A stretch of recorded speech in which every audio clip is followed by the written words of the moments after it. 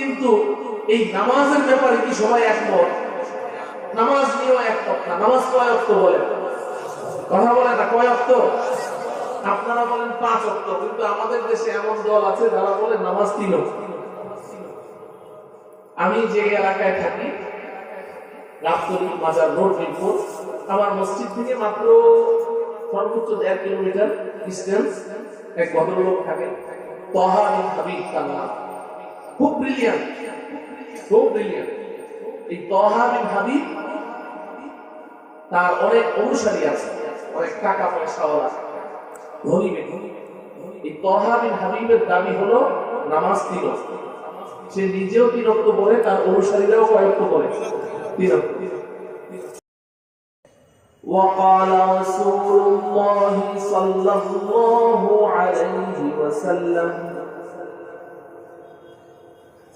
الإيمان أن تؤمن بالله وملائكته وكتبه ورسله واليوم الآخر والقدر خيره وشره من الله تعالى والبعث بعد الموت.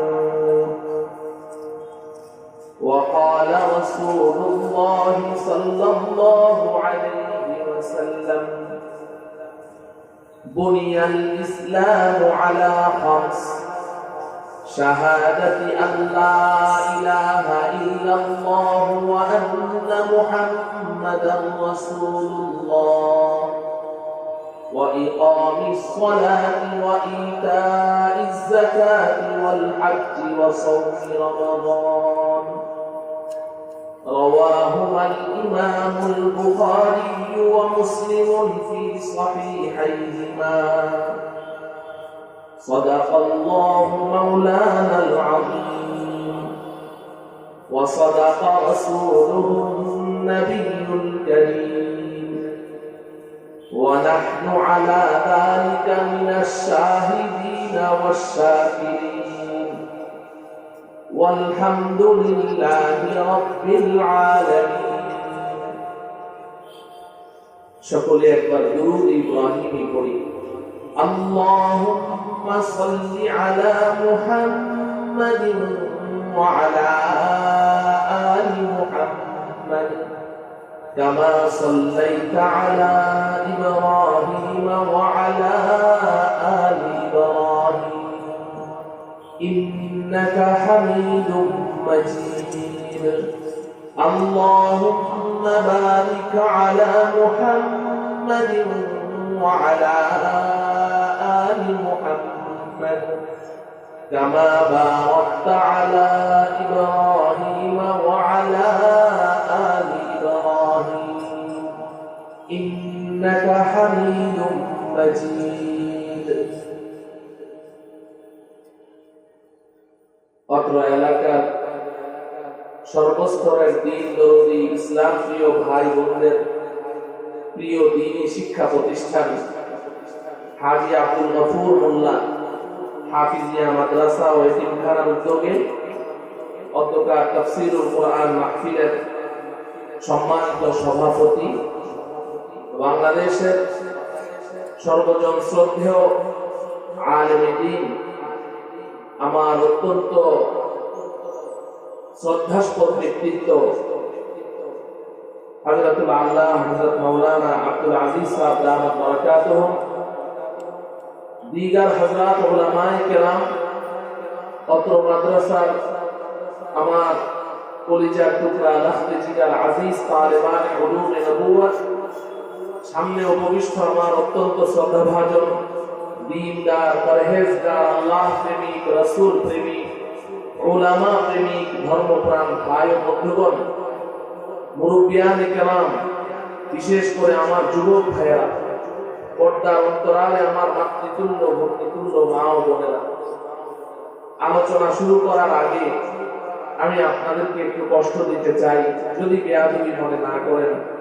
যার সামনে যতটুকু জায়গা খালি আছে আপনারা জায়গাটা ফিল করে বসেন। পিছনে আমাদের ভাইয়েরা দাঁড়িয়ে আছে, তাদেরও তো বসতে দেয়া উচিত।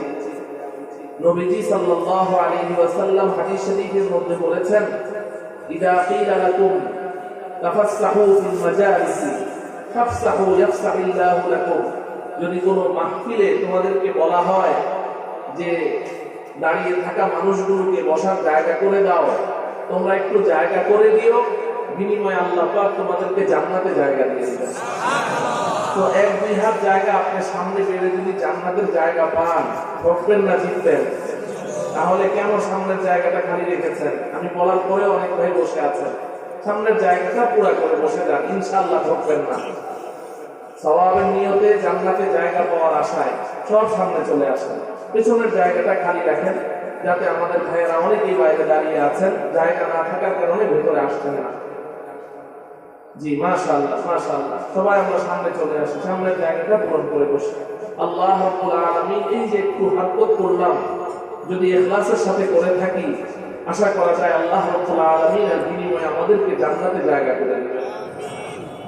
মুহতারাম হাজিরিন, মাদ্রাসার মুহতামিম সাহেব আমাকে হুকুম করেছেন ঈমান, আমল এবং মৃত্যু সম্পর্কে কিছু কথা বলার জন্য।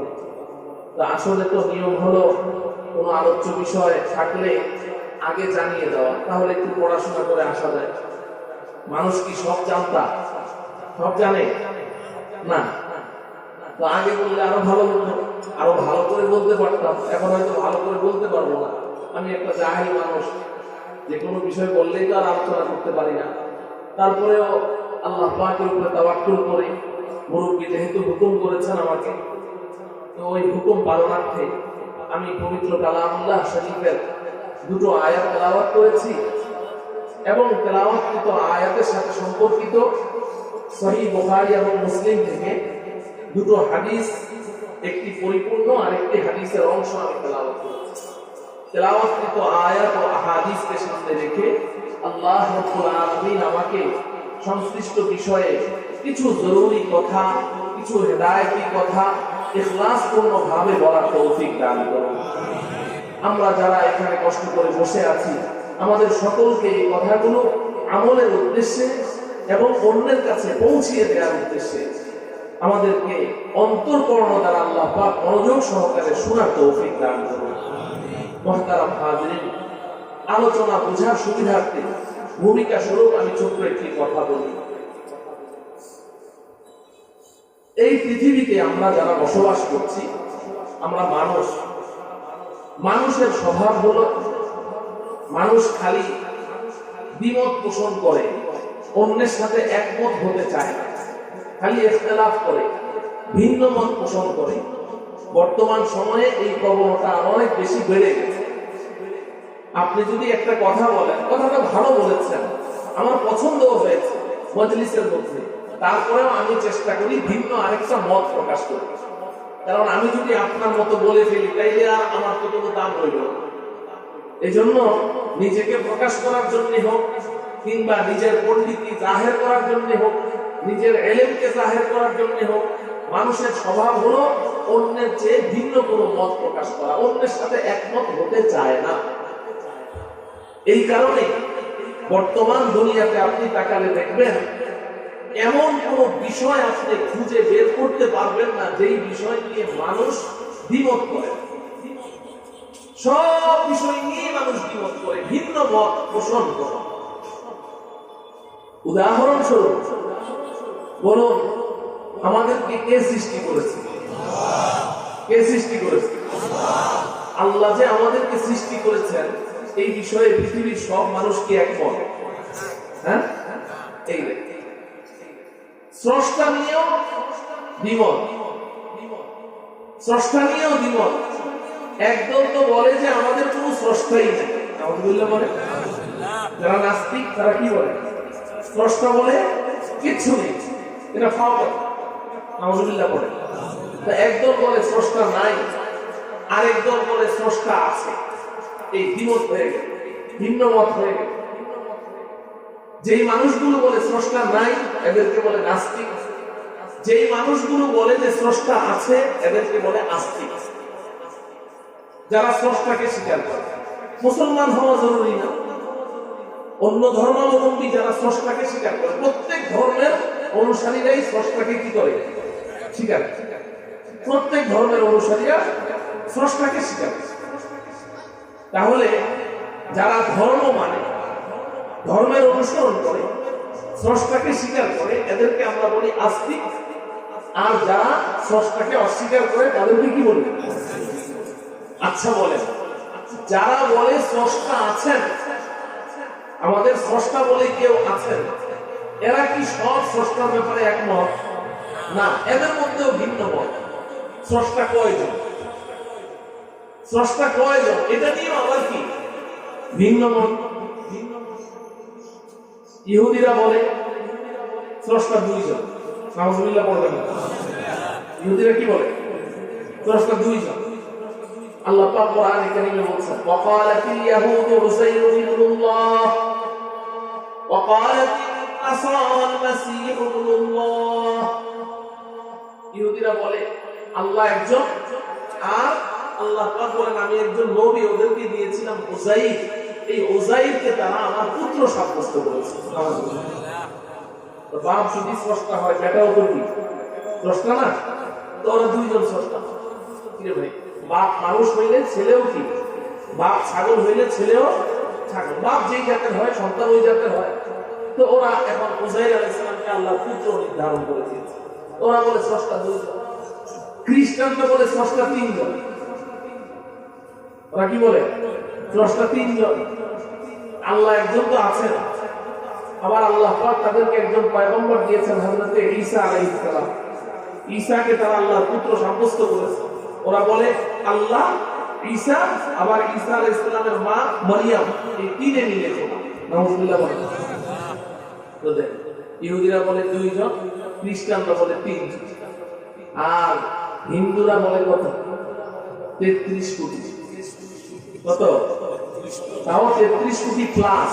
33 কোটির মধ্যে সীমাবদ্ধ না। ওরা বলে স্রষ্টা 33 কোটি প্লাস, 33 কোটির উপরে। আমরা বলি কয়জন? এক।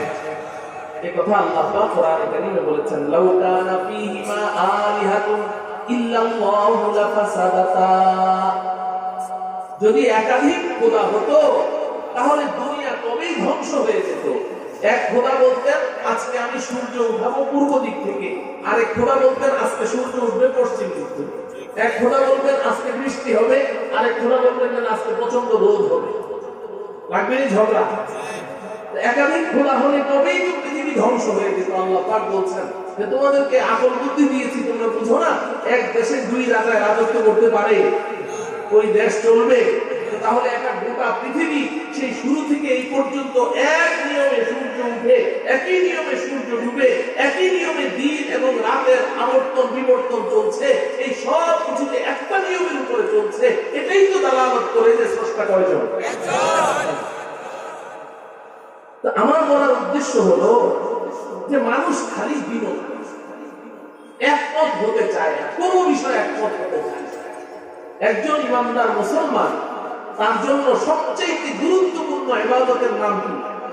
কথা বলেন। নামাজ। বলেন কি? as-salatu ra'sul ibad, ইবাদতের মাথা, ইবাদতের শিকড়, ইবাদতের মা। as-salatu ইমাদুদ্দিন, দ্বীনের একেবারে স্তম্ভ হচ্ছে সালাত, এই নামাজ। তো আমরা যারা স্রষ্টাকে এক মানি, আমরা যারা নিজেদেরকে ইমানদার দাবি করছি, আমরা সবাই সালাত আদায় করি, নামাজ পড়ি, কিন্তু এই নামাজের ব্যাপারে কি সবাই একমত? নামাজ নিয়েও একমত না। নামাজ কয় ওয়াক্ত বলেন? কথা বলে না, কয় ওয়াক্ত? আপনারা বলেন 5 ওয়াক্ত, কিন্তু আমাদের দেশে এমন দল আছে যারা বলে নামাজ 3 ওয়াক্ত।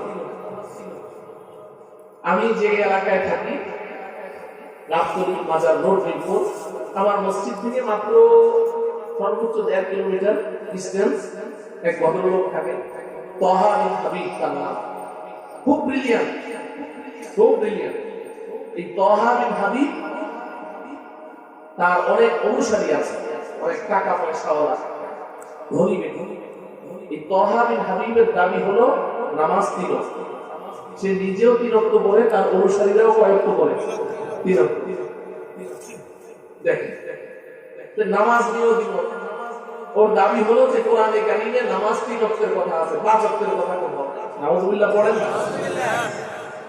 মিন ক্বাবলি সালাতিল ফাজরি ওয়া হিনা তাদাউনা থিয়াবাকুম মিনাজ যাহিরাতি ওমিন বাদি সালাতিল ইশা, সে বলে যে ফজর, যোহর, এশা, আসর মাগরিবের কথা কোথাও নেই, সে আসর মাগরিব পড়ে। আপনি যেই বিষয় নিয়ে কথা বলবেন ওই বিষয়ই কেউ না কেউ আপনার সাথে দ্বিমত করছে। মুহতারাম হাজিরিন, আমি আজকে আপনাদেরকে এমন একটা বিষয় বলবো, এই বিষয় নিয়ে পৃথিবীর কেউ দ্বিমত করবে না, একজন কেউ দ্বিমত করবে না, যদি আকল বুদ্ধি ঠিক থাকে, পাগল না হয়, দ্বিমত করবে না, সবাই এক। সেই বিষয়টা কি? সেই বিষয়টা হলো পৃথিবীর সমস্ত মানুষ শান্তি চায়, কেউ অশান্তি চায়। বলে এই ব্যাপারে কেউ দ্বিমত আছে? এই মজলিসে কেউ আছে না? হুজুর আমি অশান্তি চাই, আছে নাকি? মুসলমানরা শুধু শান্তি চায়, হিন্দুরা শান্তি চায় না, খ্রিস্টানরা শান্তি চায় না। এই যে ইহুদি জালেম, এই বিশ্ব সন্ত্রাসী জেরুজালেমের মধ্যে যে ইহুদিরা আছে, এই ইহুদিরা এরা শান্তি চায় না। সবাই বলে আমরা শান্তি চাই, সবাই বলে আমরা শান্তি চাই, কেউ অশান্তি চায়। পৃথিবীর মধ্যে এমন কোন দল নেই, সংগঠন নেই, যেই দল বলে যে আমাদের দলের লক্ষ্য এবং উদ্দেশ্য হলো পৃথিবীতে অশান্তি সৃষ্টি করা। এটা কেউ বলে। এমন কোন ব্যক্তি নেই, এমন কোন লিডার, এমন কোন নেতা নেই যে বলে যে আমি নেতা হলে, আমি সংসদ সদস্য হলে, আমি মন্ত্রী হলে, আমি প্রেসিডেন্ট হলে, আমি প্রধানমন্ত্রী হলে আমি দেশে অশান্তি সৃষ্টি করব। এটা কেউ বলে? কি প্রতিষ্ঠা করবে? শান্তি। এই ব্যাপারে কারো কোনো আছে কি বলেন? এই একটা বিষয় যে পৃথিবীতে সবাই শান্তি চায়, কেউ অশান্তি চায় না। আমার প্রিয় ভাইয়া, কিন্তু আশ্চর্যের ব্যাপার, আপনারাই বলেন, সমস্ত মানুষ শান্তি চায়, শান্তি প্রতিষ্ঠা করতে চায়, শান্তি পেতে চায়। আপনারা ইনসাফের সাথে আমার প্রশ্নের জবাব দেন, দিন দিন শান্তি বেড়েই চলছে না অশান্তি বাড়ছে? হ্যাঁ? তো যদি আপনাদের কথাই সঠিক হয়, দিন দিন অশান্তি বাড়ছে, তাহলে ব্যাপারটা বড় বিস্ময়কর হলো না? যে সমস্ত মানুষ চায় শান্তি, কিন্তু আপনারা বলছেন বাড়ছে দিন দিন অশান্তি। আরে ভাই, যদি মানুষের মধ্যে কোনো বিষয় নিয়ে দ্বিমত থাকে, ঝগড়া থাকে, তাইলে না ওটা হাতছাড়া হয়ে যায়, ওটা পাওয়া যায় না। ধরেন এই যে ময়দান, এই মাঠটা নিয়ে এই এলাকার মানুষ দুই ভাগে বিভক্ত হয়ে গেল। একদল মানুষ বলছে এখানে একটা মসজিদ করবে, আরেকদল মানুষ বলছে যে না এখানে একটা স্টেডিয়াম হবে। দুই দলে বিভক্ত হয়ে গেল। এই বিভক্তির কারণে দেখা যায় মসজিদও হয় না, স্টেডিয়ামও হয় না, ঠিক কিনা? আবার অনেক সময় দেখা যায় যে না, মেজরিটি পার্সন না, 95% মানুষই চাচ্ছে মসজিদ বানাতে, কিন্তু এই যে বিগত 16 বছরের যে ফেরাউনি শাসন গেছে, এই ফেরাউনি শাসনের দুই একজন নেতা বা একজনই সে বাধা হয়ে দাঁড়িয়েছে যে না এখানে মসজিদ করতে দেওয়া যাবে না। তো ওই ফেরাউনের কাছে এলাকার সব মানুষ মানতে বাধ্য হয়েছে। এরকম হয় না? তো বাধা একজনে দেখ কিংবা 100 জনে দেখ, যদি কোনো কাজে বাধা আসে সেটা প্রতিষ্ঠিত হয় না। কিন্তু যদি এলাকার সমস্ত মানুষ বলে যে না আমরা এখানে একটা মসজিদ করবো, কেউ বাধা দেয় না, তাহলে কি মসজিদটা হয়ে যাবে না? এখানে তো আর কোনো সমস্যা নেই। তাহলে প্রশ্ন জাগে, পৃথিবীর সমস্ত মানুষ চায় শান্তি, আপনারা বলছেন দিন দিন বাড়ছে অশান্তি, কারণটা কি? বাধা কোথায়? প্রশ্ন জাগে না? আমি এই প্রশ্নের জবাব দিতে গিয়ে আমার ওই আলোচ্য বিষয়ে প্রবেশ করি। এর কারণটা আমি একটা উদাহরণ দিয়ে আপনাদেরকে বুঝাই। ধরুন এই যে এখন মাহফিলে আমরা কথা বলছি, আল্লাহ না করুন হঠাৎ করে বিদ্যুৎ চলে গেছে।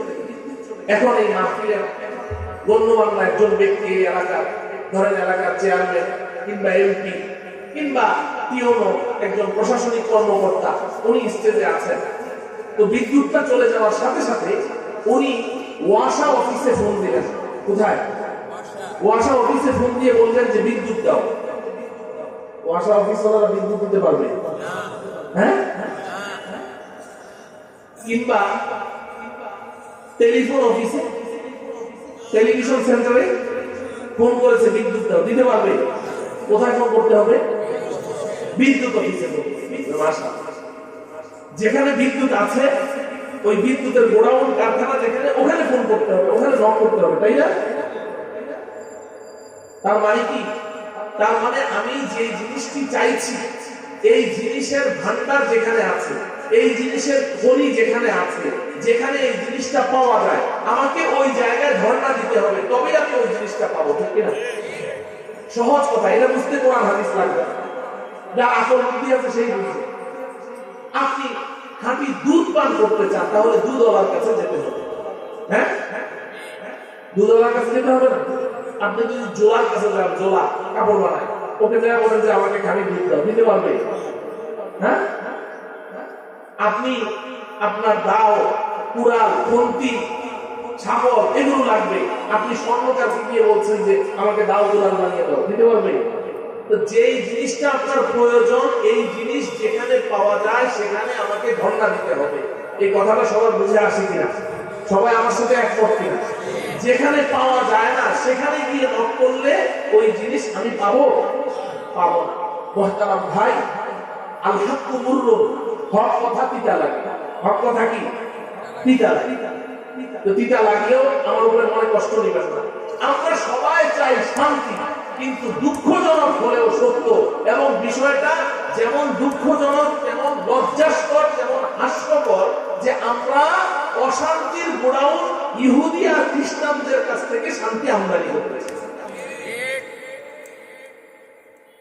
ইহুদি খ্রিস্টান আল্লাহ দুশমন, যারা অশান্তির গোডাউন, আমরা তাদের কাছ থেকে শান্তি আমদানি করতে চাই, তাদের গোলামি করছি, তাদের দাসত্ব করছি, তাদের অন্ধ অনুকরণ করছি। এতটাই অন্ধ অনুকরণ, এতটাই অন্ধ অনুকরণ, আমার প্রিয় যুবক ভাইয়েরা, ওরা যদি আপনার চুল কাটতে যায়, মাথার চুল কাটতে যায় সেলুনে, তো সেলুনের দোকানে ইদানিং এই মুসিবত শুরু হয়েছে, আগে ছিল না। সেলুনের দোকানের সামনে গ্লাসের মধ্যে শত শত ডজনে ডজনে ছবি, এই গলা থেকে এতটুকু বা হাত ছবি, চুলের বিভিন্ন কাটিং, বিভিন্ন ছবি দেওয়া আছে। বলেন তো দেখি, এই ছবিগুলোর মধ্যে একজন আল্লাহর ওলির ছবি দেওয়া আছে? হাফিজ হুজুরের মাথার চুলের কাটিং দেওয়া আছে, শাইখুল হাদিস আল্লামা আজিজুল হক সাহেবের, মুফতি ফজলুল হক আমিনী, হাটহাজারী হযরত আহমদ শফী, হ্যাঁ, আমাদের এই আপনার টাঙ্গাইলের সবার মুরব্বী, আমাদের আজকের সভাপতি আব্দুল আজিজ শাহ হুজুরের, যে ওনাদের চুলের কাটিং, ওখানে যতগুলো চুলের কাটিং এর ছবি দেওয়া আছে, এগুলো একটাও মুসলিম না, সব অমুসলিম, ঠিক না?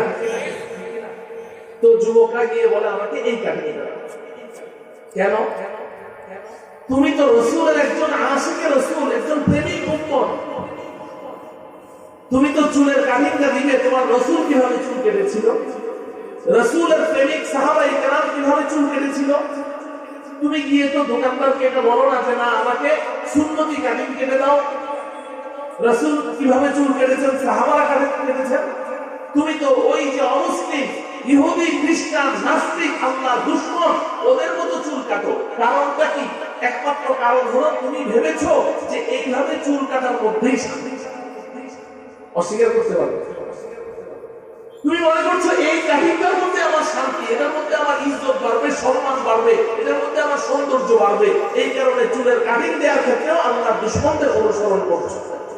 এর চেয়েও বড় হাস্যকর আপনাদের এলাকায় আছে কিনা জানি না, আমাদের এলাকায় তো অ্যাভেলেবেল দেখি, বাজার থেকে নতুন প্যান্ট কিনে আনে পয়সা দিয়ে, নতুন প্যান্ট কিন্তু ছিঁড়া, সামনে এসেছে, হাঁটুর মধ্যেও ছিঁড়া, এখানেও ছিঁড়া, ছিঁড়া প্যান্ট কিনে আনে, অথচ অনেক পয়সাওয়ালা। আমি বলি যে কিরে ভাই, তুমি কি পাগল নাকি? পয়সা দিয়ে মানুষ কোনোদিন ছিঁড়া জিনিস কিনে? পরে আমাকে একজনে বললো যে না হুজুর, এখন তো এটাই চলছে। আমি বলি চলছে মানে? এই ইহুদি খ্রিস্টানদের অনুকরণ, ঠিক কিনা? বলেন, এটা কার অনুসরণ করছেন? আপনি যে এখান থেকে ছিঁড়া ছিঁড়া প্যান্ট করছেন, কার অনুসরণ করছেন? কোন সন্দেহ আছে? না, পয়সা দিয়ে ছিঁড়া প্যান্ট করছেন, এটা তো কোনো বিবেকবান মানুষের কাজ হতে পারে না, পাগল ছাড়া। এক সময় দেখলাম আমার এলাকার মুসল্লিদের মধ্যে যুবকরা ব্যাপকভাবে দাড়ি রাখছে, ব্যাপকভাবে। দেখে দিলটা ভরে গেল যে মাশাআল্লাহ, যুবকরা কি সুন্দর দাড়ি রাখে। তো পরে আমি গভীরভাবে লক্ষ্য করে দেখলাম সবার দাড়ির কাটিংটা একরকম, এক মুষ্টি সুন্নতি দাড়ি, এদিক দিয়ে এরকম চাপানো, এখান দিয়ে একটু চোখ, এরকম দাড়ি সবারই একরকম। যে ছেলেগুলো নামাজ পড়ে না এও দাড়ি রাখে। ব্যাপারটা এত দাড়ি ওয়াজ করলাম, কই কোনোদিন তো যুবকরা দাড়ি রাখলো না, এখন হঠাৎ করে এভাবে দাড়ি রাখতে শুরু করলো। তো পরে কিছু কলেজ ভার্সিটির ছাত্র আছে আমার সাথে ইসলামী তাআল্লুক রাখে, ওদেরকে জিজ্ঞাসা করলাম কি রে ব্যাপারটা, এদেরকে তো কোনদিন মসজিদে নামাজও পড়তে দেখি না, এদের দাড়ি রাখছে, ঘটনা কি? পরে বলে যে ওই কোন ইন্ডিয়ান কোন খেলোয়াড় ওদের খুব প্রিয় ক্রিকেট খেলোয়াড়, ওর দাড়ি নাকি এরকম, তো এই জন্য ওর অনুসরণে সবাই এরকম দাড়ি রাখে। নাউযুবিল্লাহ বলবেন না। অথচ আল্লাহ রাসূল বলেছেন যে তোমরা দাড়ি লম্বা করো, মুস্তাহাব করো। রাসূলের কথা শুনে না, দাড়ি লম্বা করে না, কিন্তু এখন তাদের প্রিয় খেলোয়াড় দাড়ি রেখেছে, এই কারণে এখন তারা দাড়ি রাখতে শুরু করেছে। অস্বীকার করতে পারবে? আমি দু একটা উদাহরণ দিচ্ছি আপনাদের, উদাহরণ দিচ্ছি। তো এইভাবে প্রত্যেকটা ক্ষেত্রে আমরা আমাদের ব্যক্তি জীবন, পারিবারিক জীবন, সামাজিক অঙ্গনে সর্বক্ষেত্রে আমরা আল্লাহর দুশমন ইহুদি খ্রিস্টানদের অনুসরণ করছি। কেন? আমরা মনে করছি ওটার মধ্যেই মজা, ওটার মধ্যেই শান্তি। ও আমার প্রিয় ভাই, অথচ ইহুদি খ্রিস্টানরা কি খুব শান্তিতে আছে? আপনারা তো না বলছেন, হয়তো বুঝে বলছেন, হয়তো না বুঝে বলছেন। এই উপমহাদেশের শ্রেষ্ঠ মুসলিম দার্শনিক মহাকবি আল্লামা ইকবাল নাম শুনেছেন? মহাকবি আল্লামা ইকবালের নাম শুনেছেন? মহাকবি আল্লামা ইকবাল তিনি এই ইহুদি খ্রিস্টানদের সাথে থেকে পড়াশোনা করেছেন অক্সফোর্ড ইউনিভার্সিটি। দীর্ঘদিন তাদের সাথে চলাফেরা করেছেন, চলাফেরা করে তারপরে পুরো পৃথিবীবাসীকে একটা মেসেজ দিয়েছে। আল্লামা ইকবাল বলেন, तारीख है अफरंग मशीनों के धुएं से, तारीख है अफरंग मशीनों के धुएं से, ये वादी ईमन नहीं शायान तजल्ली, ये वादी ईमन नहीं शायान तजल्ली, ये आयश फरावा, ये हुकूमत, ये तिजारत, दिल सीनाए बेनूर में महरूम तसल्ली, दिल सीनाए बेनूर में महरूम तसल्ली।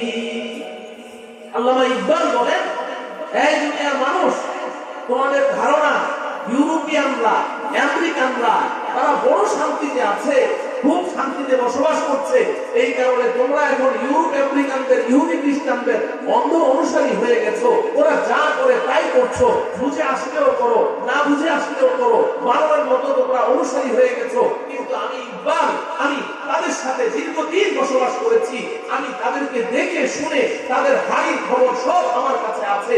আমি তোমাদেরকে একটা মেসেজ দিচ্ছি, তারিখ হ্যায় আফরাদ মশিনু কে ধুয়ে সে, ये वादी ईमन नहीं शायान तजल्ली, ये आयश फरावा, ये हुकूमत, ये तिजारत, दिल सीनाए बेनूर में महरूम तसल्ली। अरे एक ইহুদি খ্রিস্টান, এই ইউরোপিয়ান আমেরিকান, ওদের কল কারখানা ইন্ডাস্ট্রি ধোঁয়ায় আকাশটা যেমন সব সময় কালো হয়ে থাকে, তাদের কলমের মধ্যে ঈমানের নূর না থাকার কারণে তাদের অন্তরটা সব সময় অশান্তির ধোঁয়ায় কালো হয়ে থাকে। ওরা সব সময় অশান্তির মধ্যে থাকে, ওদের মধ্যে শান্তি নাই। আমাদের দেশে তাবলীগী জামাত একবার ওই ইউরোপের কোন একটা কান্ট্রিতে গেছে, তো তাবলীগ জামাত তারা এই এলাকায় তাবলীগের কাজ হয়, মেহনত হয়, সহি লাইনে না গলত লাইনে, আলহামদুলিল্লাহ পড়ে। আলেমরা আমাদের সাথে না, আমরা আলেমদের সাথে, মাশাআল্লাহ। আল্লাহ তাআলা মৃত্যু পর্যন্ত হক্কানি রব্বানি উলামায়ে কেরামের অনুসরণ করার তৌফিক দান করেন। মুহতারাম হাজিরিন, তো দাওয়াত তাবলীগের সাথীরা তারা ওখানে এক ডাক্তারকে দাওয়াত দিতে গেছে। এই ঘটনাটা মুফতি দিলাওয়ার হোসেন দাওয়াত বারাকাতুহু ওনার কিতাবের মধ্যে লিখেছে। বইয়ের নাম হলো শান্তি কোথায়। বইয়ের নাম কি? শান্তি কোথায়। তো ওখানে লিখেছে যে এই দাওয়াত তাবলীগের সাথীরা এক খ্রিস্টান ডাক্তারকে দাওয়াত দিতে। তো তার বাসায় গিয়ে, না ডাক্তার না, আমি ভুল বলেছি, অ্যাডভোকেট, উকিল, দাওয়াত দিতে গেছে। কলিং বেল চাপ দিয়েছে।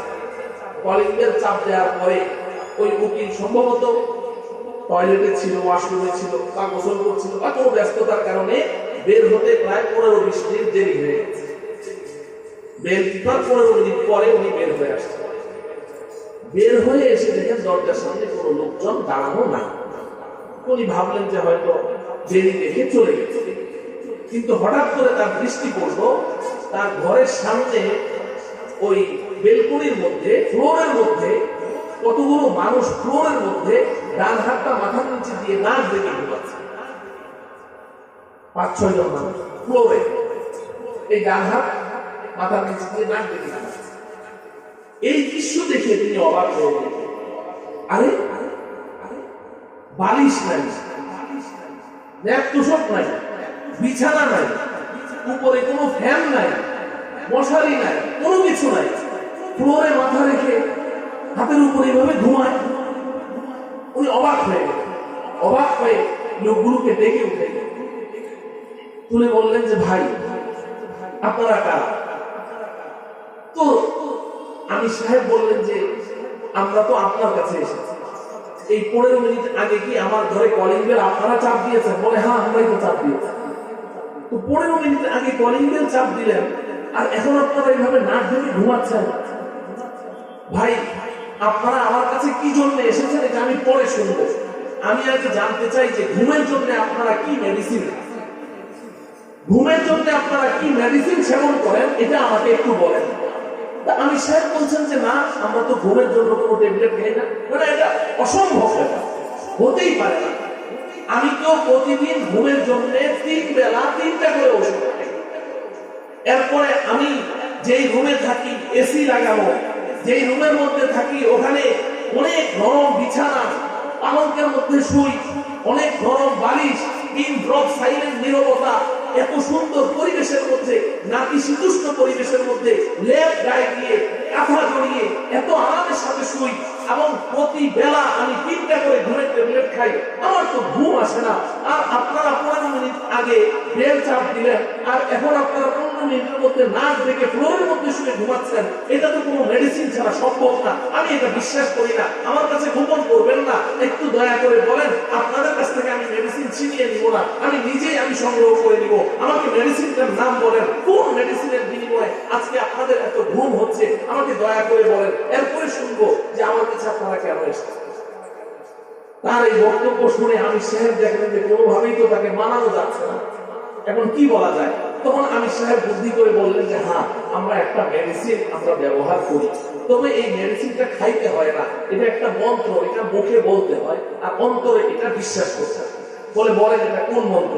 আপনারা আমাকে এই মন্ত্রটা পড়ায় দেন। তো আমি সাহেব বললেন আশহাদু আল্লা ইলাহা ইল্লাল্লাহু ওয়া আশহাদু আন্না মুহাম্মাদান আবদুহু ওয়া রাসূলুহু। তো আমি সাহেব বললেন আপনি আমাদের সাথে পড়েন। তো ওই খ্রিস্টান ওই অ্যাডভোকেট সে বলল আশহাদু আল্লা ইলাহা ইল্লাল্লাহু ওয়া আশহাদু আন্না মুহাম্মাদান আবদুহু ওয়া রাসূলুহু। আমি সাহেব এটা অর্থ বুঝালেন, বললেন যে এটা মনে প্রাণে বিশ্বাস করবেন আর এটা মুখে উচ্চারণ করবেন, আপনার ভালো ঘুম হবে। তো উনি খুব খুশি হয়ে গেলেন যে হ্যাঁ, আজকে থেকে আমি এই মন্ত্রটা পড়বো মনে প্রাণে বিশ্বাস করে। এরপরে এখন অ্যাডভোকেট সাহেব জিজ্ঞাসা করছেন যে আপনারা আমার কাছে কেন এসেছেন বলেন। আমি সাহেব বলেন যে কারণে এসেছি, কাজ হয়ে গেছে। আসসালামু আলাইকুম। কি কাজ হয় নাই? আমি সাহেব তো গেছে তাকে কিসের দাওয়াত দেওয়ার জন্য? ঈমানের দাওয়াত দেওয়ার জন্য, কালিমার দাওয়াত দেওয়ার জন্য। তো সে তো কালিমায় শাহাদাত পড়েছে, বিশ্বাসও করেছে। মুহতারাম হাজিরিন, তাহলে দেখেন শান্তি, শান্তি কোথায় আমি আপনাদেরকে এটাই বলতে চাই। তো ইহুদি খ্রিস্টানদের কাছে শান্তি নাই, ইহুদি খ্রিস্টানদের কাছে শান্তি নাই। এখন প্রশ্ন হলো শান্তি আছে? যদি ইহুদি খ্রিস্টানদের কাছে শান্তি থাকতো, ও আমার প্রিয় যুবক ভাইয়েরা ভালো করে শুনে রাখো, ইহুদি খ্রিস্টানদের হাতে প্রচুর সম্পদ, আমাদের অনেক মুসলমানের বিশ্বাস যদি আমি অঢেল সম্পদের মালিক হই ইহুদি খ্রিস্টানদের মতো, তাহলে আমি শান্তির মালিক হব। ও আমার প্রিয় ভাই, আর কিছু মানুষ বিশেষ করে যুবক যুবতীরা তারা চিন্তা করে যে ইহুদি খ্রিস্টানরা তারা তাদের যৌন স্বাধীনতা লাভ করেছে, যৌনতার ক্ষেত্রে তাদের কোনো বাধা নাই। আমাদের দেশে যৌনতার ক্ষেত্রে বাধা আছে, আমি আমার যৌন চাহিদা যে কোনো সময় মিটাতে পারি না, বাধা আছে। বাবা বাধা দেয়, মা বাধা দেয়, ভাই বাধা দেয়, সমাজ বাধা দেয়, পরিবার বাধা দেয়, রাষ্ট্র বাধা দেয়। তো যদি এটার মধ্যে আমার সম্পূর্ণ স্বাধীনতা থাকে, আমি যখন খুশি তখন আমার যৌন চাহিদা মিটাতে পারবো, এটার মধ্যে শান্তি আছে। যুবকদের কর্মকাণ্ড অনেকের দেখে এটা মনে হয়, আমি তোমাদেরকে একটা মেসেজ দিয়ে যাই, যদি প্রচুর সম্পদের মধ্যে শান্তি থাকে, যেমনটি আমরা আমাদের এই বিগত 16 বছরে এই ফ্যাসিস্ট সরকারের আমলে দেখেছি যে এরা রাষ্ট্রের একেবারেই ছোট্ট থেকে ছোট্ট, ক্ষুদ্র থেকে ক্ষুদ্র, অসহায় থেকে অসহায় একজন দিনমজুর, একজন রিক্সা চালককেও ছাড় দেয় নাই। এদের রক্ত চুষে চুষে এরা হাজার হাজার কোটি টাকার সম্পদ লাভ করেছে। তারা ভেবেছে এই সম্পদের মধ্যে শান্তি। তাহলে জেনে রাখো, এই পৃথিবীর মধ্যে সবচাইতে ধনী দেশ, সবচাইতে ধনী যে রাষ্ট্রগুলো আছে তার মধ্যে অন্যতম একটা দেশের নাম হলো সুইডেন। কি নাম? কি নাম? সুইডেন। সুইডেন সম্পর্কে আমি বইয়ের মধ্যে পড়েছি যে ওদের হাতে এই পরিমাণ সম্পদ আছে, এই পরিমাণ টাকা আছে, যদি সুইডেনের সমস্ত মানুষ, নাগরিক, তারা তাদের চাকরি বাকরি, ব্যবসা বাণিজ্য, কলকারখানা, ইন্ডাস্ট্রি, এক্সপোর্ট ইম্পোর্ট সব কিছু বন্ধ করে দিয়ে তারা বলে যে আমরা কোনো কাজ করবো না, খালি ঘরে বসে বসে খাবো, শুধু ঘরে বসে বসে খাবো, তাহলে আগামী 5 বছর ওরা এইভাবে আয়েশের সাথে চলতে থাকবে, ওদের টাকা শেষ হবে। এই পরিমাণ সম্পদ সুইডেনের হাতে আছে। যদি তুমি মনে করো যে প্রচুর সম্পদের মালিক হলে শান্তির মালিক হওয়া যাবে, তাহলে সুইডেনের মানুষ সবচেয়ে বেশি শান্তিতে থাকার কথা, ঠিক কিনা? যদি তুমি মনে করো যে না, আমার যৌন স্বাধীনতার মধ্যে শান্তি, আমার যখন খুশি তখন আমি আমার এই চাহিদা পূরণ করব, এটার মধ্যে যদি শান্তি তুমি মনে করো, তাহলে জেনে রাখো সুইডেন এমন একটা হতভাগা রাষ্ট্র। এই সুইডেনে তারা তাদের সংসদ ভবনে মন্ত্রী, মিনিস্টার এবং সংসদ সদস্য যারা আছে, পার্লামেন্ট মেম্বার যারা আছে, প্রধানমন্ত্রী থেকে নিয়ে সমস্ত পার্লামেন্ট মেম্বাররা তারা হাততালির মাধ্যমে সুইডেনে ফ্রি সেক্সকে বৈধ ঘোষণা করেছে। নাউজুবিল্লাহ বলেন। তাহলে সুইডেনে টাকা পয়সাও সবচেয়ে বেশি, সম্পদও সবচেয়ে বেশি, আবার সুইডেন একটা ফ্রি সেক্সের একটা দেশ। ওখানে যুবক যুবতীরা যেখানে খুশি সেখানে তাদের চাহিদা মেটাতে পারে। যদি রাস্তার মাঝখানেও, গাছের নিচে, পার্কে, যে কোনো জায়গায় তারা তাদের চাহিদা পূরণ করতে চায়, কেউ বাধা দিতে পারবে না। যে বাধা দিবে তাকে শাস্তি দেওয়া হবে, জেলে আবদ্ধ করা। ও আমার প্রিয় ভাইয়েরা, বিশেষ করে আমার যুবক ভাইয়েরা, যদি মনে করো যে সম্পদের মধ্যে শান্তি, তাহলে সুইডেনে সবচেয়ে বেশি শান্তি থাকার কথা। যদি মনে করো আমার যৌন চাহিদা, স্বাধীনতার মধ্যে শান্তি, তাহলে সুইডেনে সবচেয়ে বেশি শান্তি থাকার কথা। কিন্তু বাস্তবতা কি? সুইডেনের একটা দৃশ্য আমি তোমাদেরকে বলে যাই আমার প্রিয় যুবক ভাইয়েরা, পরবর্তীতে যাচাই করে দেখো আমি কি এটা ফালতু কথা, মিথ্যা বললাম না বাস্তব বললাম। পৃথিবীর মধ্যে সবচেয়ে বেশি আত্মহত্যা করে সুইডেনে, সবচেয়ে বেশি সুইসাইড কারা করে? সুইডেনের অধিবাসী, সুইডেনের নাগরিক সবচেয়ে বেশি আত্মহত্যা করে। আমি জানতে চাই, মানুষ আত্মহত্যা করে সুখে থাকলে না দুঃখে থাকলে? সুখে থাকলে আত্মহত্যা করে। তো তাহলে সুইডেন বাসী তো সবচেয়ে বেশি সুখী হওয়ার কথা, টাকা পয়সাও সবচেয়ে বেশি, আবার স্বাধীনতাও সবচেয়ে বেশি। এই দুই জিনিসের মধ্যে যদি শান্তি থাকে, তাহলে তো সুইডেনের একটা নাগরিকও আত্মহত্যা করার কথা না। অথচ আমরা পত্র পত্রিকা এবং বইয়ের মধ্যে পড়ি পৃথিবীর মধ্যে সবচেয়ে বেশি আত্মহত্যা করে কারা। তাইলে বোঝা গেল সম্পদের মধ্যেও শান্তি নেই, যৌন স্বাধীনতার মধ্যেও কি নেই? শান্তি নেই। তাহলে প্রশ্ন হলো শান্তিটা আছে কোথায়? শান্তিটা আছে কোথায়? ও আমার প্রিয় ইমানদার মুসলমান ভাইয়েরা, আপনারাই বলুন তো দেখি, শান্তির মালিক কে? আবার বলেন, কোন সন্দেহ আছে কারো? শান্তি কার হাতে? অশান্তিও কার হাতে? শান্তির মালিক কে? অশান্তির মালিকও কে? তো সবকিছু যদি আল্লাহর হাতে হয়, শুরুতেই আপনারা বলেছেন আমি যে জিনিস চাই ওই জিনিসের গোডাউনে ধর্ণা দিতে হবে। বিদ্যুৎ চলে গেলে বিদ্যুৎ অফিসে আমাকে নক করতে হবে। যদি আমার পানির লাইন নষ্ট হয়ে যায় তাহলে ওয়াসা অফিসে নক করতে হবে। টেলিফোনের লাইন যদি হয় নষ্ট হয়ে যায় তাহলে টেলিফোনের অফিসে আমাকে যোগাযোগ করতে হবে। যদি তাই হয় এবং এটা যদি আকলমন্দির কথা হয়, এটা যদি বিবেকের কথা হয়, তাহলে আমি যদি শান্তির মালিক হতে চাই এবং পৃথিবীর সমস্ত মানুষ একমত আমরা শান্তি চাই, কেউ অশান্তি চাই না, তাহলে শান্তির মালিক আল্লাহ রাব্বুল আলামিনের কাছে ধর্ণা দিতে হবে। ঠিক কিনা? এই কথাটা আল্লাহ রাব্বুল আলামিন কোরআনে হাকিমে আমাদেরকে বড় চমৎকার করে বুঝিয়ে দিয়েছেন। একদম সুন্দর সংক্ষিপ্ত কথায় আল্লাহ সুস্পষ্ট ভাষায় দ্ব্যর্থহীন কণ্ঠে আল্লাহ তাআলা বুঝিয়ে দিয়েছেন। আল্লাহ পাক বলেন, মান আমিলা সালিহান মিন যাকারিন আও উনসা ওয়া হুয়া মুমিন ফালানুহইয়ান্নাহু হায়াতান তাইয়্যিবাহ وَلَنَجْزِيَنَّهُمْ أَجْرَهُمْ بِأَحْسَنِ مَا كَانُوا يَعْمَلُونَ। আল্লাহ রাব্বুল আলামিন বলেন, এই দুনিয়ার মানুষ, তোমরা দুইটা কাজ করো, আমি আল্লাহ তোমাদের সাথে দুইটা ওয়াদা করলাম। আমাদের কাজ দুইটা, আল্লাহর ওয়াদা দুইটা। আল্লাহ ওয়াদা ভঙ্গ করেন, আল্লাহ ওয়াদা ভঙ্গ করেন, এটা কি কোনোদিন সম্ভব? আল্লাহ ওয়াদা ভঙ্গ করেন না। আল্লাহ বলছেন, বান্দা তোমরা দুইটা কাজ করো, আমি আল্লাহ দুইটা ওয়াদা করলাম। কাজ দুইটা কি? আল্লাহ পাক বলেন, মান আমিলা সালিহা মিন যাকারিন আও উনসা, তুমি পুরুষ হও আর মহিলা হও, নর হও আর নারী হও, তুমি দুইটা কাজ করো।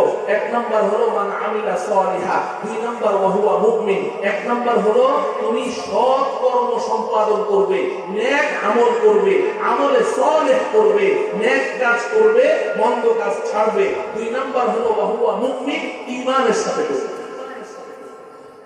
কয়টা কাজ? এক নম্বর ঈমান, দুই নম্বর আমলে সালেহ। বলেন এক নম্বর কি?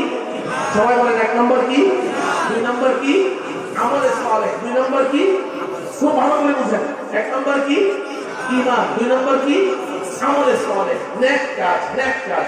আল্লাহ পাক এখানে উলামায়ে কেরাম বুঝবেন, এখানে এই নেক কাজ, আমলে সালেহ, সৎ কাজ, ভালো কাজ, এটা আল্লাহ গ্রহণ করার জন্য ঈমানকে শর্ত আরোপ করেছেন। ওয়া হুয়া মুমিন, অর্থাৎ তুমি যত ভালো কাজ করো আল্লাহর কাছে এক পয়সারও দাম নেই। তুমি দুই হাতে দান করছো, দান করতে করতে দান করতে করতে পৃথিবীর শ্রেষ্ঠ পুরস্কার নোবেল পুরস্কার পেয়ে গেছো। তুমি বড় পরোপকারী মানুষ। আপনি 12টা 1টা 2টা যখন বিপদে পড়ে ডাকে তুমি দরজা খুলে বের হয়ে যাও। পরোপকারিতার মধ্যে তুমি পৃথিবীর শ্রেষ্ঠ পুরস্কার নোবেল পুরস্কার পেয়ে গেছো। মাদার তেরেসা আপনারা জানেন, সে নোবেল পুরস্কার পেয়েছে। আরো কত কি। তো এই যত ভালো কাজ করো কিন্তু তোমার ঈমান নেই, একটা মাছির জানার সমপরিমাণ আল্লাহর কাছে কোনো মূল্য নেই। তাহলে নেক আমল কবুল হওয়ার জন্য শর্ত কি? ঈমান। জোরে বলেন শর্ত কি?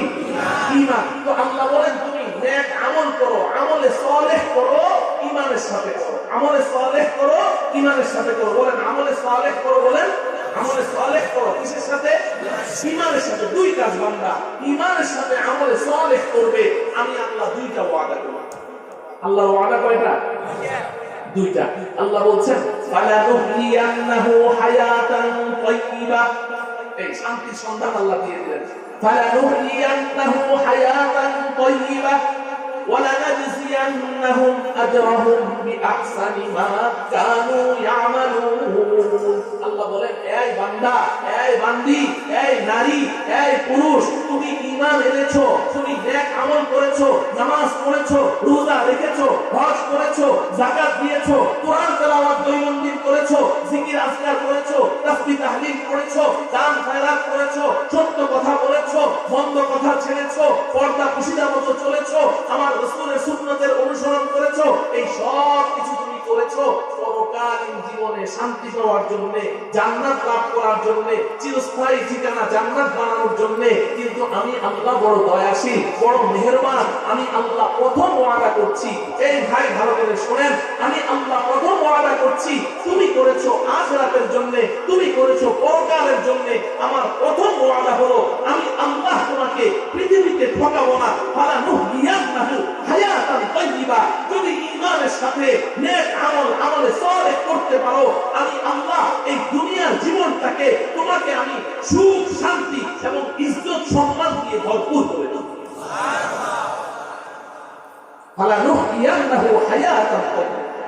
তোমার দুনিয়ার জীবনটাকে আমি সুখ শান্তি এবং ইজ্জত সম্মান দিয়ে ভরে দেব। তাহলে সুখ শান্তি আছে কয় জিনিসের মধ্যে?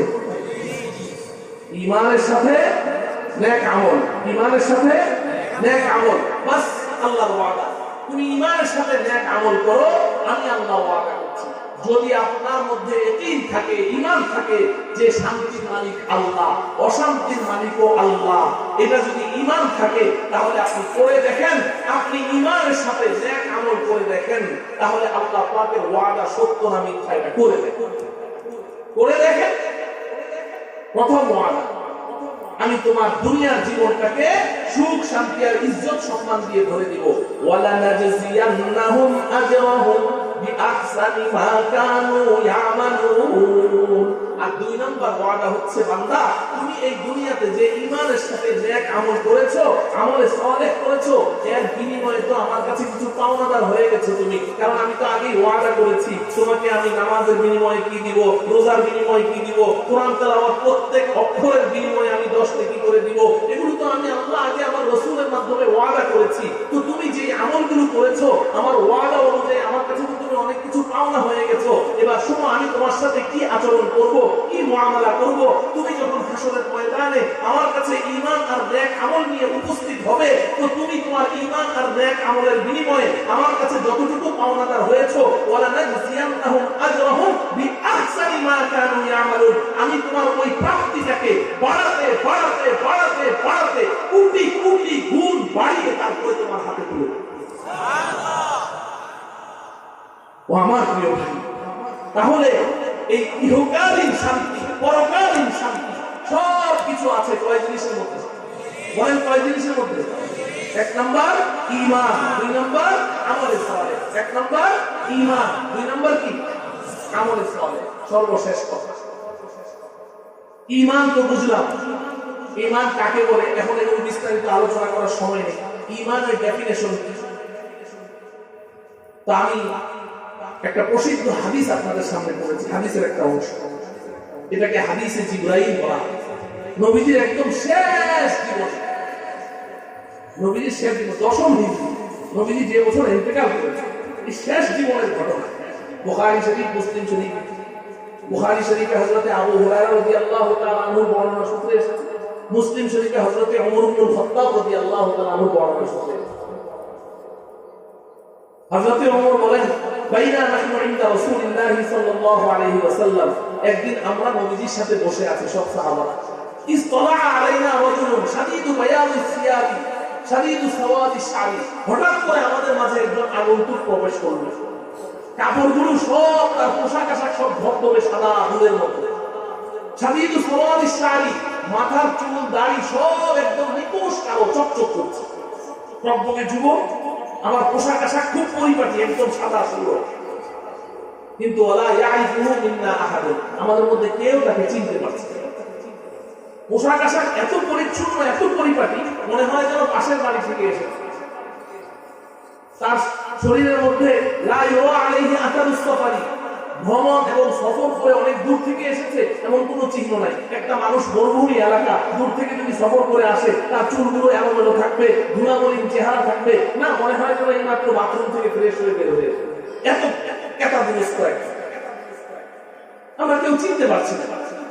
হাত্তা দানা ইলা নবী সাল্লাল্লাহু আলাইহি ওয়াসাল্লাম, লোকটা এসে সোজা নবীজির কাছে চলে আসলো। ফাআফতাদা রুকবাতাইহি ইলা রুকবাতাইহি, নবীজির কাছে এসে একেবারে তার দুই হাঁটু নবীজির দুই হাঁটুর সাথে লাগিয়ে বসে। আশ্চর্য ব্যাপার, কল্পনা করে দেখো, সাহাবায়ে কেরাম সব বসা, নবীজি বসে আছেন, সে সোজা একটা মানুষ যদি বাইরে থেকে আসে অপরিচিত, এসেই নবীজিও বসে আছেন, নবীজির দুই হাঁটুর সাথে হাঁটু লাগিয়ে বসলো। ওয়া ওয়াযআ ইয়াদাইহি আলা ফাখিদাইহি ওয়া ওয়াযআ কাফাইহি আলা ফাখিদাইহি, এবং তার দুই হাত নবীজির ঘাড়ের উপরে রেখে বসে। এমন ব্যতিক্রম কিছু আচরণ, এগুলো দেখে সাহাবায়ে কেরাম সবাই তাকিয়ে আছে। আরে আরে করে যাচ্ছে লোকটা কি, এ কি করছে, সবাই তাকিয়ে আছে। আসল কথা হলো সমস্ত সাহাবাদের দৃষ্টি আকর্ষণ করার জন্য এই মানুষটা এমন করেছে, এই লোকটা এমন করেছে। আগন্তুক, মানুষও বলা যাবে না, লোকও বলা যাবে না, আগন্তুক। উনি এই আচরণগুলো করেছেন। এরপরে তিনি প্রথমেই হযরতে ওমর বলছেন যে প্রথমেই সে নবীজিকে জিজ্ঞাসা করছে মাল ঈমান, ঈমান কাকে বলে, ঈমান কাকে বলে? এই আমি উত্তর দিচ্ছি আপনাদেরকে, ঈমান কাকে বলে। তো নবীজি সাল্লাল্লাহু আলাইহি ওয়াসাল্লাম তখন উত্তর দিলেন, আল ঈমানু আন তুমিনা বিল্লাহি ওয়া মালাইকাতিহি ওয়া কুতুবিহি ওয়া রুসুলিহি ওয়াল ইয়াউমিল আখির ওয়াল কদরি খাইরিহি ওয়া শাররিহি মিনাল্লাহি তাআলা ওয়াল বা'থি বা'দাল মাউত। নবীজি বললেন ঈমান হচ্ছে তুমি সাতটি বিষয়ের উপরে সঠিক বিশ্বাস স্থাপন করবে, এটাকে ঈমান বলে। আনতুমিনা বিল্লাহি, কি ব্যাপার? ছোটবেলায় ঈমানের মুফাসসাল পড়েন নাই? আমানতু বিল্লাহি, আল্লাহকে বিশ্বাস করবে, ওয়া মালাইকাতিহি, সমস্ত ফেরেশতাদেরকে বিশ্বাস করবে, ওয়া কুতুবিহি, আল্লাহ পাকের পক্ষ থেকে নাযিলকৃত সমস্ত কিতাবকে বিশ্বাস করবে, ওয়া রুসুলিহি, সমস্ত নবী রাসূলগণকে বিশ্বাস করবে, ওয়াল ইয়াউমিল আখির, পরকাল দিবসকে বিশ্বাস করবে, ওয়াল কদরি খাইরিহি ওয়া শাররিহি মিনাল্লাহি তাআলা, এবং ভালো মন্দ তোমার ভাগ্যলিপিতে যা লেখা আছে সব আল্লাহর পক্ষ থেকে হয়, এটাকে বিশ্বাস করবে। ওয়াল বা'থি বা'দাল মাউত, মৃত্যুর পরে আমার আল্লাহ পাকের সামনে দাঁড়াতে হবে, এটাকে বিশ্বাস, এটাকে ঈমান বলা। তাহলে এই বিশ্বাসগুলো আমাদের সঠিকভাবে রাখতে হবে কি হবে না? এখানে তো একদম সংক্ষেপে বলা হয়েছে আল্লাহকে কেমনে বিশ্বাস করব এটা জানতে হবে ওলামায়ে কেরামের কাছে। কাজে আল্লাহ আছে একজন, এতটুকু জানলে হবে না।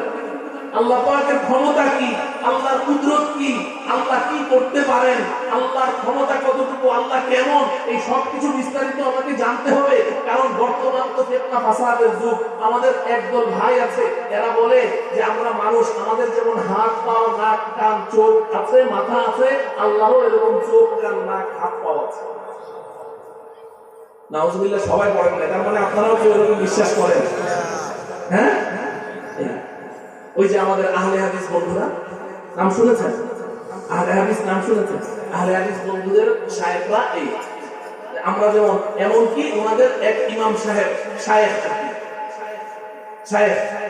নবাব সিদ্দিক হাসান খান, এই নবাব সিদ্দিক হাসান খানের ছেলে, সে কিতাব লিখেছে যে আমরা যেমন কথা বলার সময় চেয়ারের মধ্যে এরকম থাপ্পড় দিয়ে দিয়ে বক্তৃতা দেই, আল্লাহ আরশের চেয়ারে বসে বসে একটু হাত থাপ্পড়ে কথা বলে। এগুলো সঠিক বিশ্বাসটা কি হবে, এটা ওলামাদের কাছ থেকে জানতে হবে কি হবে না? তাহলে ঈমান হচ্ছে কতগুলো সুদৃঢ় বিশ্বাসের নাম। এই সঠিক বিশ্বাস আমার রাখতে হবে। এই যে জান্নাত জাহান্নাম সম্পর্কে দেওয়ানবাগী, যেটা দুনিয়া থেকে চলে গেছে মালউন, সে বলতো যে জান্নাত জাহান্নাম বলতে আসলে কিচ্ছু নাই, মনের শান্তি হলো জান্নাত, মনের অশান্তি হলো জাহান্নাম। অপব্যাখ্যা। তাই আসলে কি শুধু মনের শান্তি নেই জান্নাত, আর জান্নাত বলতে কিছু নাই? এই সঠিক বিশ্বাসটা আমাকে রাখতে হবে। সঠিক বিশ্বাসের নাম ঈমান। আর আমলে সালেহ, আল্লাহ বলেছেন মান আমিলা সালিহা, ঈমানের সাথে কি করতে হবে? নেক আমল করতে হবে। আমলে সালেহ সম্পর্কে আমি 2 মিনিটে আপনাদেরকে একটা কথা বলবো। আমার প্রিয় যুবক ভাইদের দৃষ্টি আকর্ষণ করছি বিশেষ করে আমলে সালেহ, নেক আমল, নেক আমল। যখনই আমরা নেক আমলের কথা বলি, নেক আমলের ওয়াজ করি, নেক আমলের ওয়াজ শুনি, তো আমাদের মাথা একদিকে দৌড়ায়, চিন্তা একদিকে দৌড়ায়। ও আমার প্রিয় ভাইরা, ঈমানকে যদি আপনি একটা বৃক্ষের সাথে তুলনা করেন, একটা বৃক্ষ, তাহলে আমলে সালেহ এর মূল শাখা 2টা। ঈমানের মূল শাখা কয়টা? 2টা। একটা শাখার নাম হলো করার কাজ করতে হবে, বলেন আমার সাথে, করার কাজ, করার কাজ। আরেকটা শাখার নাম হলো ছাড়ার কাজ, ছাড়ার কাজ। এটা মনে রাখতে হবে।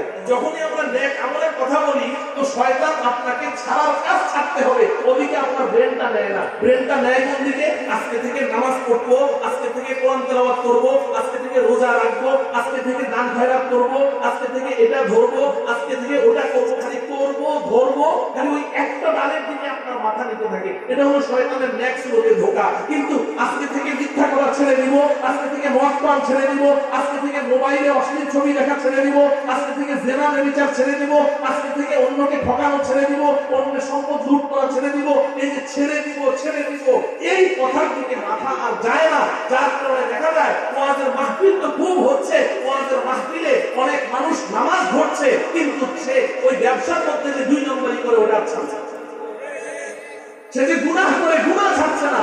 মানুষ গুনাহ ছাড়ছে না, নেক আমল করছে। ও আমার প্রিয় ভাই, আপনি সারাদিন যদি 50 রাকাত নফল নামাজ পড়তে চান এটা সহজ। সারাদিন যদি 1000 বার আল্লাহ আল্লাহ জিকির করতে চান এটা সহজ। আপনি যদি প্রতিদিন রাতে আপনি বলেন আমি 8 রাকাত তাহাজ্জুদ করে পড়বো এটা আপনার জন্য সহজ। কিন্তু আপনি একটা গুনাহের সাথে জড়িত আছেন, আপনি যদি প্রতিজ্ঞা করেন এই গুনাহটা ছাড়বো, এটা বড় কঠিন। এটা বড় কঠিন। এজন্য আমার প্রিয় যুবক ভাইরা, একদিকে নেক আমল, আমলে সালেহ মানে এই স্লোগানটা মনে রাখেন, আমলে সালেহ মানে হচ্ছে করনে কা কাম করনা হোগা, করার কাজ করতে হবে। বলেন করার কাজ করতে হবে, আর छोड़ने का काम छोड़ना होगा, ছাড়ার কাজ ছাড়তে হবে। আরে ভাই, নামাজ পড়া যেমন ফরজ, আল্লাহর ভয়ে মিথ্যা কথা ছেড়ে দেওয়াও ফরজ, ঠিক কি না? নামাজ পড়া যেমন ফরজ, আল্লাহর ভয়ে এই নিজের চক্ষুকে কুদৃষ্টি থেকে সংরক্ষণ করাও ফরজ।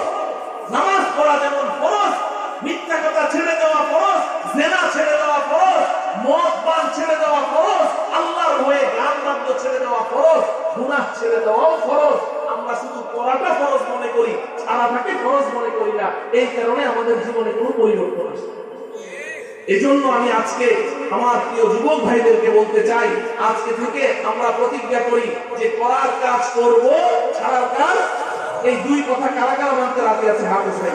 হে আল্লাহ, আপনি আজকে থেকে আমাদেরকে 5 ওয়াক্ত নামাজ মসজিদে গিয়ে জামাতে আদায় করার তৌফিক দান করেন। আপনার সমস্ত নির্দেশগুলো পুঙ্খানুপুঙ্খরূপে মানার তৌফিক দান করেন, এবং যে সকল কাজ থেকে আপনি নিষেধ করেছেন সেগুলো থেকে আমাদেরকে দূরে থাকার তৌফিক দান করেন। আল্লাহ রাব্বুল আলামিন আমাদের সকলকে ঈমানের সাথে নেক আমলের মালিক হয়ে দুনিয়ার সুখ শান্তি ইজ্জত ও সম্মানের মালিক হওয়া এবং পরকালে আমাদের চিরস্থায়ী ঠিকানা জান্নাতে করে নেওয়ার তৌফিক দান করুন। ওয়া সাল্লাল্লাহু তাআলা আলা সাইয়্যিদিনা মুহাম্মদ ওয়া আলা আলিহি ওয়া আসহাবিহি আজমাইন। আসসালামু আলাইকুম ওয়া রাহমাতুল্লাহি ওয়া বারাকাতুহু।